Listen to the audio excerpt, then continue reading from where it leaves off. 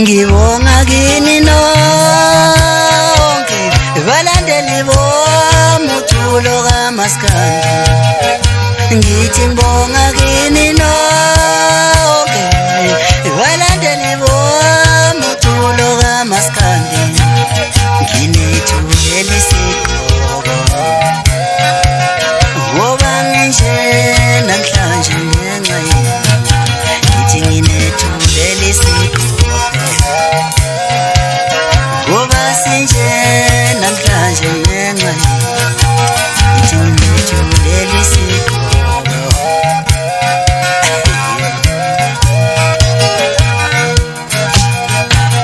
ngibonga uqamqalekile umfoka Dlamini phansi baba nami wathi ngothula noma ngenzekani kodwa abantu basibone amakwala asele bonina siliziwe mbeka konkosi asambele asiyekona